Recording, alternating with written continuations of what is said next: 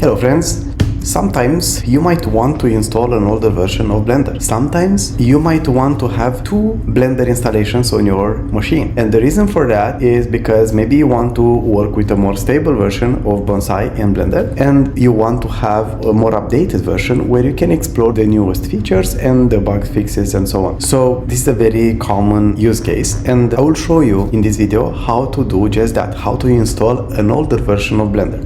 Right now I have on my machine the most updated version, the latest version of Blender, which is, let me show you. If I launch this, it should be Blender 4.3, and I want to install an older one because, like I said, sometimes Bonsai changes are happening almost every day or a few times a week, right? And maybe you figure out that it's too unstable when you get new features and so on. So maybe you want to settle for something older, right? Which should not be very older either. I definitely recommend you that because you are going to miss on a lot of fixes. So yeah, but if you find a groove with a version that works well for you to do your job, then I would stick to that. But there is something important to keep in mind. So if you see here, I'm using, let's see, if I click on this, you see, oh, it's Blender 4.3.1, but that's not so important. What is the most important here is like the difference between the versions in Blender at settings level, because that's what we need. It's when the difference is at the number 2 or first, of course, but not the third one. So there is no difference between 4.3.1 and 4.3.2. You are going to have the settings in the same place, so that will not change. If you want to be able to work with different settings, meaning that different version of Bonsai, you want to have, for example, 4.3, let's say this one with the latest Bonsai build, and 4.2 for the older version, or the other way around. But the idea, you have to keep in mind that this, the second letter, is important for you, or the first one. Of course, when we go from Blender 4 to 5, it's going to be a huge change. So yeah, I hope that's clear. So again, before I show you how to do that, we have to have different versions at the number in the middle, 4.3 and 4.2. okay, if we are going to install 4.3.1 and 4.3.2, is not going to be any difference because it will use the same setting. So if I install right now 4.3.2, I will see the same user interface. You see, I already have Bonsai.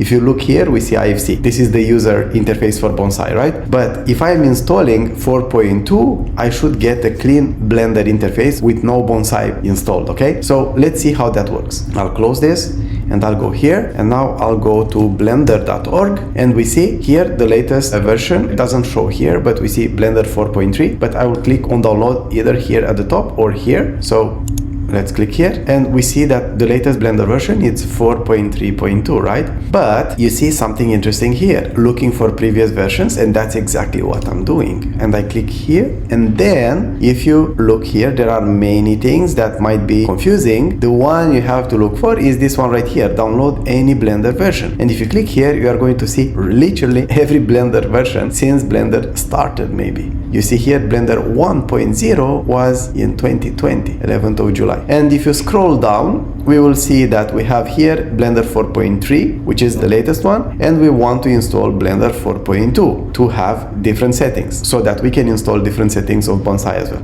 So if I click here, we see all the versions of Blender 4.2, and you see here the most recent ones, and the latest ones are actually here, and these are from December 2024, 17th of December actually, and they are up to date, right? And we see here the latest one is Blender 4.2.5, okay? And then you have to look for your operating system. In my case, I have on Mac OS, and you see we have two different versions for Mac OS. This is for x64, which is for normal Intel CPUs, I guess, and this one is ARM64. It's for M1, M2, M3, M4, right? So I have a M1 machine, so I will need this one right here. If you have Windows, you have these two, or these three, I mean. You have MSI and Zip. Zip, I guess, is the portable version. So if you want to just unarchive it and don't want to install it, this is the one you want to use, and this works for Windows. Again, I'll go here and I will download this one, which is the one that I need. In my case, it's going pretty quick, and I will launch this, and now I will install it. Of course, in my case it's different, but yeah, you install it the same way like you install any other software on Windows, right? You just keep next, next, next. You see, it's asking me that I have another Blender version, and I will say that I don't want to replace it. I want to keep both. I have this option on Mac. And this will show up as Blender 2 when I will launch it. So now this is done, and I will click here to launch it, and you see I have Blender and Blender 2, which is the one that I just installed. So I will start Blender 2, and now we should get a fresh Blender user interface and everything. It's asking me if I want to open it. Of course, it takes a few seconds, and there we go.